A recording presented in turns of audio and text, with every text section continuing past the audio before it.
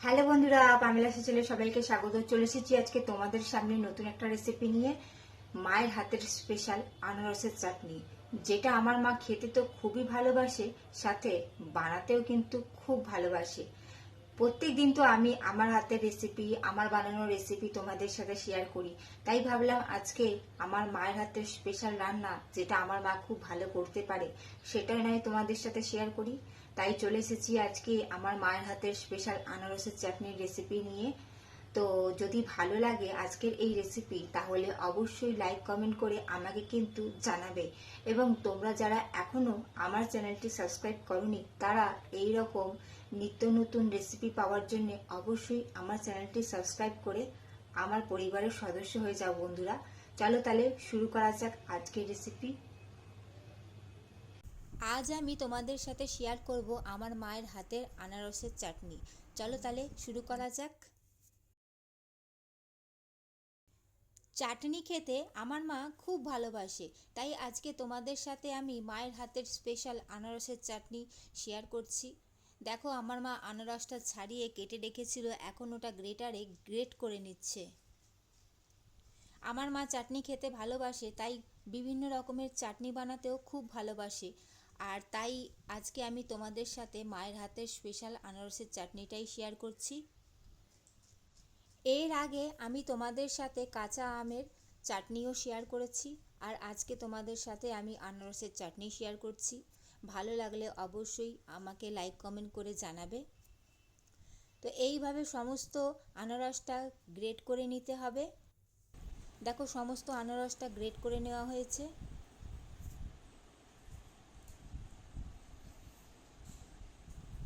অন্যদিকে দেখো, আমার মা কাজু বাদাম আর কিশমিশ নিয়ে নিয়েছে চাটনিতে দেওয়ার জন্যে, আর সাথেই শুকনো লঙ্কাটা কাঁচির সাহায্যে সরু সরু করে কেটে নিচ্ছে। এটা জাস্ট একটু ডিজাইন, যাতে দেখতে ভালো লাগে তাই জন্যে। আর ভেতরে যে দানাগুলো ছিল সেগুলো কিন্তু অবশ্যই ফেলে দিয়েছে।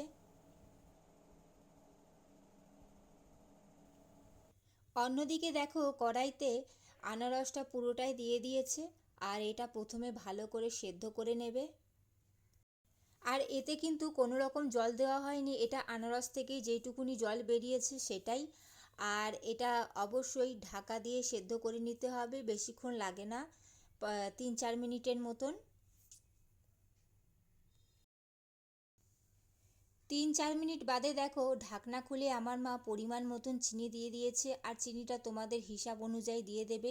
আনারসটা যদি মিষ্টি হয় তাহলে সেই হিসাবে দিয়ে দেবে। তো আমার মা চিনি দিয়ে দিয়েছে, তোমরা এখানে গুঁড়ো চিনিও ইউজ করতে পারো। চিনিটা ভালো করে আনারসের সাথে মিশিয়ে নিতে হবে।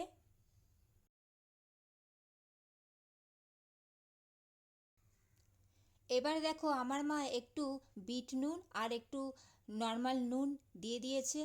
তোমরা তো জানোই যে চাটনিতে সামান্য একটু নুন দিতেই হয়। আমার মা এত ফাস্ট কুকিং করে, আমি ক্যামেরা স্টার্ট করার আগেই আমার মা অলরেডি যা মশলা দেওয়ার মানে কড়াইতে সেগুলো দিয়েই দেয়।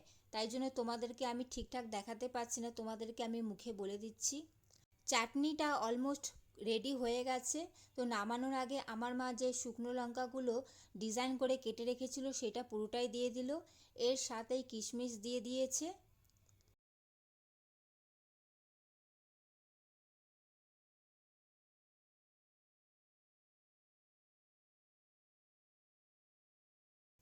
আর এরই সাথে কিছুটা কাজু বাদাম দিয়ে দিয়েছে, আর বাকিটা কাজু বাদাম রেখে দিয়েছে, সেটা যখন চাটনিটা তৈরি হয়ে যাবে ওপর থেকে দিয়ে দেবে।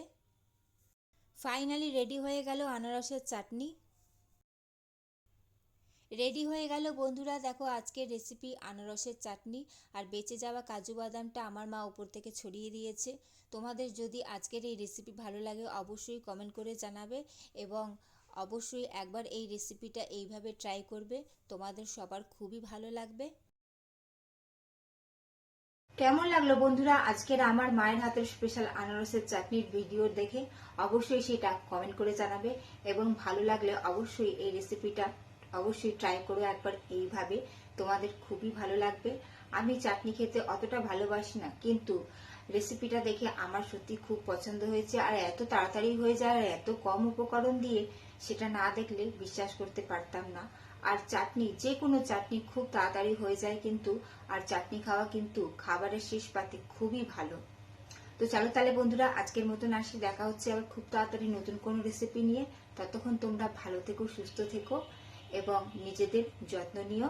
আর অবশ্যই আমার চ্যানেলটি সাবস্ক্রাইব করে আমার পরিবারের সদস্য হয়ে যাও এবং আমাকে তোমাদের পরিবারের সদস্য বানিয়ে নাও।